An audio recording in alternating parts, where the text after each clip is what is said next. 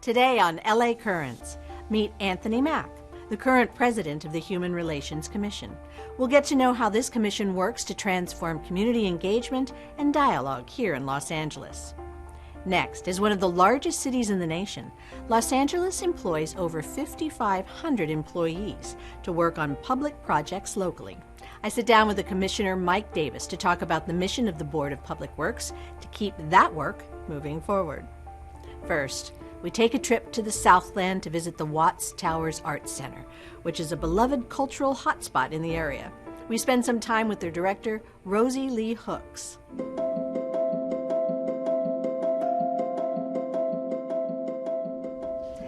Well, it may have taken Simon Rodia 33 years to build the Watts Towers, but everything that has been built around it has made an incredible impact for almost a century. I'm delighted to be joined by the longtime executive director and wonderful artist herself, Rosie Lee Hooks. So great to have you here.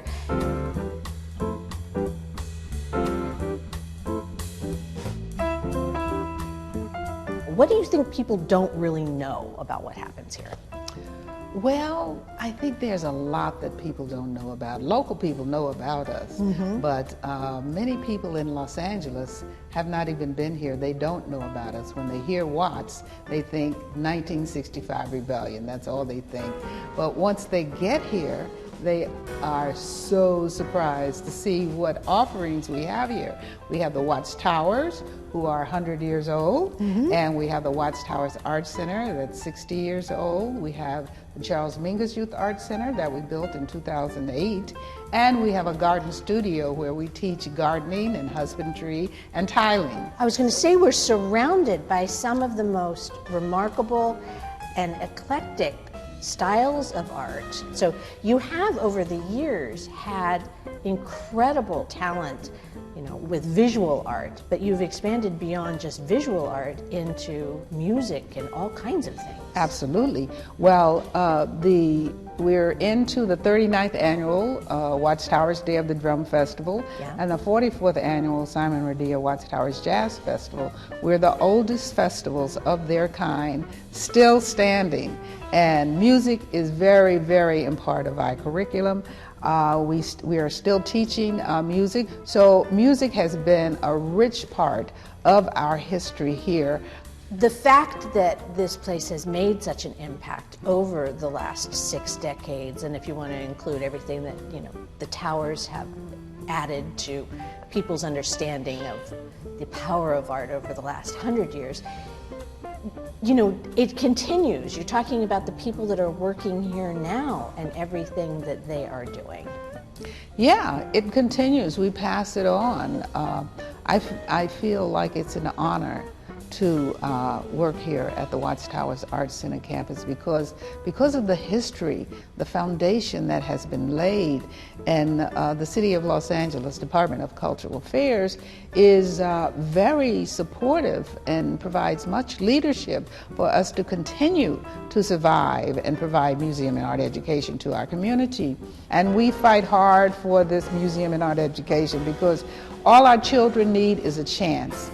You're an actress, you're a performer, you've had a very rich life in terms of, understanding the power of art and what it can do.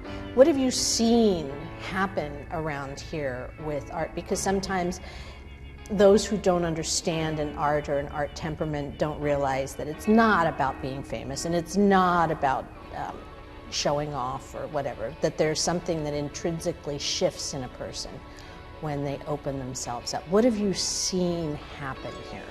Young people who come here, they are transformed, and we take families. Some of, we usually take children beginning at 7 years old, but usually there's a family, and we sneak that little 5-year-old in when we can, and they grow up here on this campus and take all of the classes and go to high school and go to college, and we hire them right back because we see how influenced they have been and how productive they can be by what they're learning, and the whole tiling, learning to tile, learning to work with that cement and put those images together is just a phenomenal thing. So people are transformed by art. It's an outlet, especially now with this pandemic. We need an outlet, an artistic outlet. Art gives us a place to be and a place to just leave all of these circumstances that we have no control over. Circumstances keep changing. So we got to find some joy somewhere. So we find a lot of that joy in the artistic activities that we provide. But you have really dug in and you have really committed your heart and soul to this place. Why do you stay? What is it that you have learned or have garnered or gained in your existence that makes you want to stay? I'm a people person. I'm a community person. I am an artist. So my drive and my lust for knowledge, it comes from appreciating culture and appreciating who individuals are, no matter who your culture is or where you come from. It's important. And respecting people. I learned to respect people a lot. So I get my chutzpah from my foundation, my father, my mother, my grandfather. So that's where I get my enthusiasm and my need to be involved with people and to make people feel as comfortable as I can in who they are. You mentioned earlier about, there is some upheaval that has happened in this area over the decades, et cetera, and that may be what people think of. But how safe this complex is and how revered it is and how it has actually survived in scenarios in which other places would not have survived. What do you attest that to? Why do you think it's held in such, in such a sacred place in people's hearts? Because the community is totally involved here. The community. So there's no separation. There's no separation of church and state, of community and us, because it is a community art center. We are very governed by our support groups who've been here much longer than I have. The Watts Towers Community Action Council, Friends of the Watts Towers Art Center, parents of the Watts Towers Art Center, and youth. We have a youth board too. So we are in constant contact with our community in designing activities and producing events on this campus.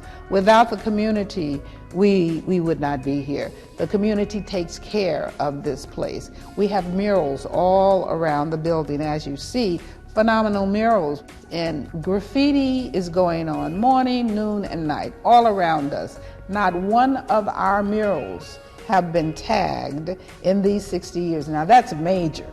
On that note, I think one of the great things is that there are going to be people who are going to have conversations at points in time, and you will be the touch point that they will have in common and the impact that you and this place has made. So thank you so much for sharing your story, for all of your remarkable work, and I can't wait to see what the next 60 years is. Whew. Well, I've been here 150 years already. Oh, so not at all. Not at all. Yeah, I'm very excited about the foundation we've laid, the partnerships we've made and continue to have for our community, because this community is so worth it. Our parents and our children are so worth it, and I'm just smitten. I'm smitten and thankful to be a part of this whole venture here in Watts to maintain museum and our art education and provide it through professionals. Okay. We don't do mediocre. That's one of our mottos. We have several mottos around here. Right. One is we don't do mediocre because we don't have to. Another one is if I stick to it, I can do it. Meaning Simon did it all by himself for 33 years. If I stick to it, I can do it also. All right, I'm going to take those with me. It was really wonderful to chat with you, Rosie. Okay. Thank you so much. Okay. Thanks.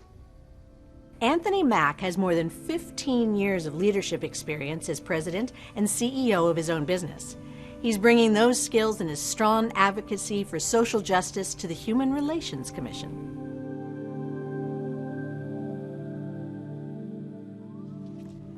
All right, so let's do the basics first. The Human Relations Commission is actually appointed individuals from the community that help foster communication through different organizations and relay it back to the city, correct? That's correct. In fact, each commissioner is actually appointed by the mayor to sit for a specified period of time.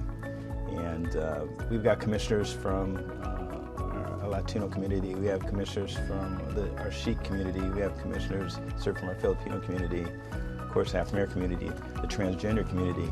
We have so many communities that are being reflective, and this is purposely done as our commission was formed years ago, as you pointed out, to actually serve the diversity and the inequities that unfortunately have been around for years. And we look to put together programs and initiatives to actually help bring a proper balance to our communities and communication, which is key.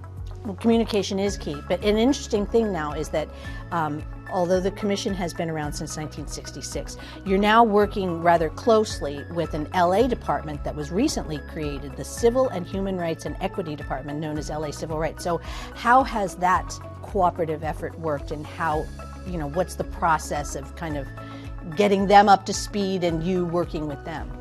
That was a brilliant creation, and again by our mayor Eric Garcetti, and we owe a lot of thanks to him. And what a time like today, we're seeing a lot of inequities, a lot of civil liberties, civil rights that are being broken and challenged. I thought as a youth growing up in Los Angeles since the age of 8, I thought that a lot of these equities over time would disappear by the time I was a white-haired adult, right? And so here we are today, and we're still battling a lot of the same equities. But the idea was to bring about, basically, you have two arms, right? You have the arm that takes action from a legality standpoint, then you have the arm that's actually the communication, kind of the liaison between the city of LA and the communities that we represent. Your job is to listen to the community. So how, in a practical nature, does this work? And then once you have these meetings, what are you looking for and what are you doing with the information? Listening is critical, and that is first and foremost, and what we do is listen to the community. For example, back in 2018, we had what was created as a Dinner Dialogues that was birthed out of our commission. A lot of hard work done, some key members of our commission, and that was that started and ended with listening to the community and to the concerns of LAPD law enforcement to bridge or to bring together the underserved communities and to get an understanding because of just the years and history of not listening to one another. And it's paid off. Years later today, we finalized the report. LAPD has actually utilized that report, learned a lot from it, adjusted all sorts of things in their training and the way they approach and interact with the community, thanks to Chief Michael Moore. Really taking it to heart, and our community is listening. I think we've seen a lot, and we've actually benefited from that type of communication and listening in recent events. I think everyone should read these reports, by the way. I mean, not just those that are the players in the game, because when I was looking through it, I was fascinated to hear a young man say that I want to know the police officers in my neighborhood as much as I know my postal worker. I mean, just anecdotal pieces of information like that really kind of redirect your thought process. No, you're spot on, Maria. That report was years of hard work, a lot of bending and flexing from the community side, law enforcement side, the city side. Thank goodness for our administration that supports our commission. They work behind the scenes to really help us, organize the Dinner Dialogues.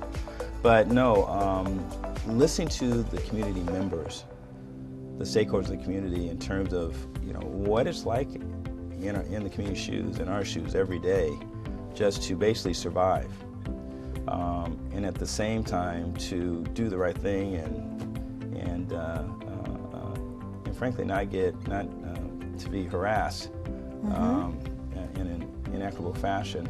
It's a fine line. I mean, it's hard to understand where someone's coming from unless you've walked in their shoes. Okay, so under your leadership, where do you see the priorities? Where do you want to focus your attention? Obviously, there's a vast array of challenges, and we're talking about even the perception of the police, etc. But there are a lot more areas of inequity that need to be addressed. So where do you think we need to start?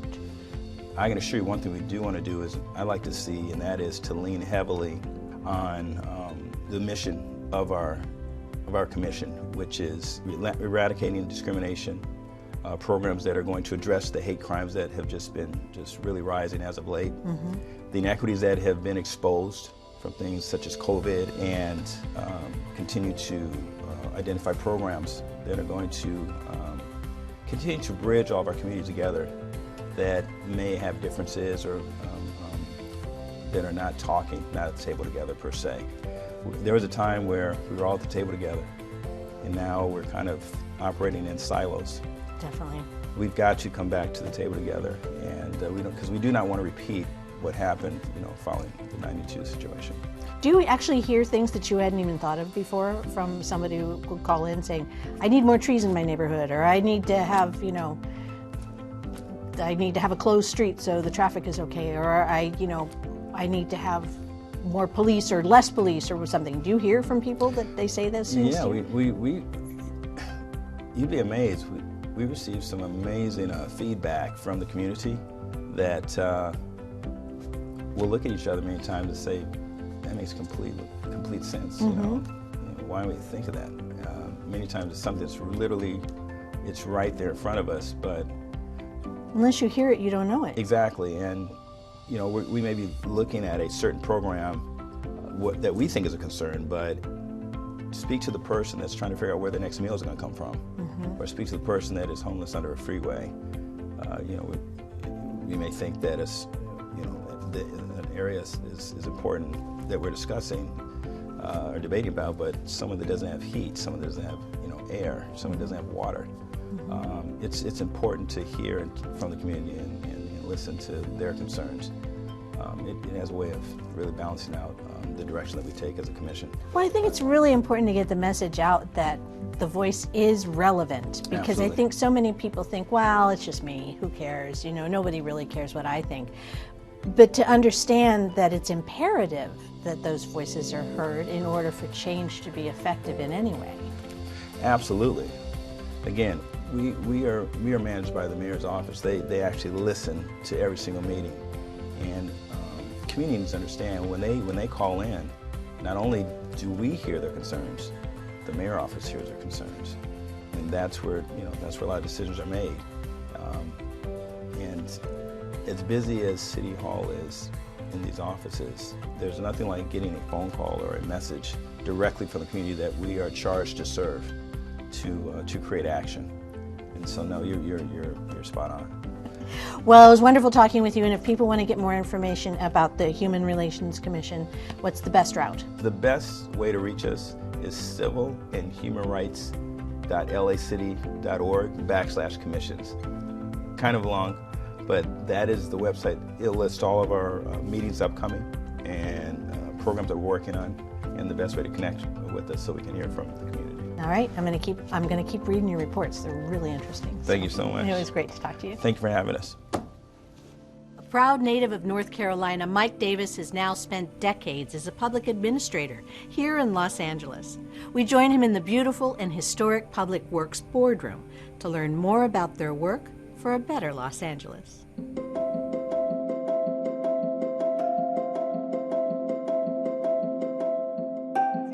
From construction to renovation, from bridges to trees and everything in between, the Department of Public Works is responsible here in Los Angeles, and they are overseen by 5 wonderful commissioners. I'm delighted to be joined today by the President Pro Tem, Commissioner Mike Davis. Thank you so much for having me. Well, this is a beautiful room, by the way, so this is your boardroom. This is my boardroom. It's a wonderful place to do business, and since the inception of the construction of the building, this chamber has been here. Wonderful. Okay, so it's a kind of a complex world in which you live. Yes. Because as the only full-time oversight and policy-making commission for the city, I mean, it's almost, me trying to learn how it works was a little complex. So in a very simplified version, how does the commission work with the Department of Public Works, and how do you guys lead the charge, so to speak? Sure. The Board of Public Works is very unique in the sense that it has both administrative authority as well as public policy authority. So we have some oversight over the administrative units. There are 5 within our department, and yet we meet 3 times a week, now 2 in this COVID environment. And in those meetings, we help to establish policy. So that's how the governance of the Board of Public Works works. We are responsible for helping to deliver the infrastructure services for the city of Los Angeles, and that means contract administration, it means sanitation, it means street lighting, it means street services, and finally it means engineering. Okay, so there's this Board of Commissioners. Yes. And the commission is actually appointed. Yes. Okay, so you all come from a vast array of different backgrounds absolutely. and experiences. Yeah. Absolutely. We each bring something unique to the table, and when we look at the services that are provided by the units that we oversee, you see a multiple choice of various talents and skills that each of those departments help to deliver services for the citizens of Los Angeles as well.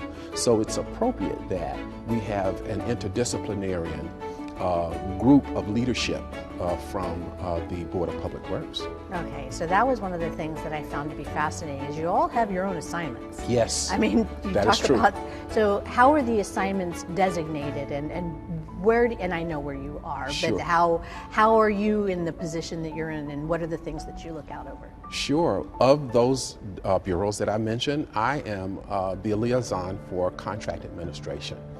Contract administration is responsible for overseeing the construction work and permits for those who want to do construction in the city of Los Angeles. I always say in contract administration that we inspect what we expect. And so, having said that, we are the inspection agency that goes out to the sites to make sure that contractors have done what their contracts said that they would do. And each of my colleagues have responsibilities as liaison to the remaining bureaus. Of course, that would mean street lighting, street services, sanitation, and engineering. So in regards to what you particularly do, Sure. a need comes in to the city of Los Angeles for X, Y, and Z. Sure. And the invitation to bid goes out. Then Sure. what happens? After the bidding process, which we have, which is regulated in terms of the rules of contracting, then the bids come to the city, to the Board of Public Works, and we oftentimes confirm the bid because there is a regulated process that the bids come in, and it's a public process. And after the administrators for Public Works determine who the first bidder is, and of course the second and third, they present that to us and we vote to confirm it, policy, here on the board. That's basically how it works. But in terms of contractors doing their work, contract administration sends teams of inspectors out to the site. When we look at business inclusion and diversity, the contract administration is the inspector to see what we can expect in terms of what you've written in the contract. So we go out to verify those things. Now, you also mentioned the fact that in terms of diversity and equity, and Yes. that is really an integral part of your responsibilities. Yes. So how has that impacted, the whole process and what you look for, and how are we doing? Well, as you know, we are in a very unique environment in California. We have public policies, which is one of my areas of study as well, where we have Proposition 209 that said we should not give preferences based upon race or gender, but yet at the same time we know that we have 50% of the funding that generates construction coming from the federal government. And the federal government says that it should be equal and that everyone should have an opportunity to be recruited, interviewed, and to work. So we have a bifurcated environment in many ways. And so what we want to make sure of is that our leaders, the city council and the mayor's office, that we follow their vision as well. And their vision is inclusion for all of the taxpayers in Los Angeles. And so how do we run public works in the city of Los Angeles? We make sure that we have an open environment and that we choose the best person, and that every community gets an equal opportunity in which to be included in the work that we do. We do over $500,000 a year in city and local funding, and we want to make sure that that money, as it most possibly can, gets an opportunity to be available for all Los Angelenos. We have certain areas where we have high unemployment rates. We know that the construction work that we do is a tool by which we can increase employment opportunities. So diversity and equity is important, and construction is the tool by which we can help to achieve some of the diversity and equity that we talk about. So there's the nuts and the bolts of the construction and all the projects that we have going around the city, but there's also the workforce development, and that's part of your realm as well. So what kind of impact can you have on workforce development to have the force needed to be part of these contractors and subcontractors that will build a better LA? One of the things that I work with in contract administration is project labor agreements. The unions in Los Angeles are also a very critically important organization because they provide the job training and skills to allow people to have a living wage. And in many of our projects where we are not able to include the individuals we'd like to, we work with the labor unions, and they have been able to train. Are they more flexible than one would assume? Oh, they're very flexible, but I like the fact that they give the jobs and skills and training that creates careers. Los Angeles has a vast array of concerns when it comes to public works. And one of the big ones, obviously, is the fact that, any aging city, despite its location, is going to have to deal with infrastructure collapse in certain areas. And we've had our own share. So how are we faring? We are the second largest city in the United States of America, and that's in terms of looking at the geographic area as well. We're huge. The core value of what we do ought to be service delivery. How can we deliver our service in a way in which it is acceptable and it is appropriate? And so when things pop up that we did not prepare for, our ability to bounce back becomes critically important. Finally, we need to look at technology. How can technology help us to be better?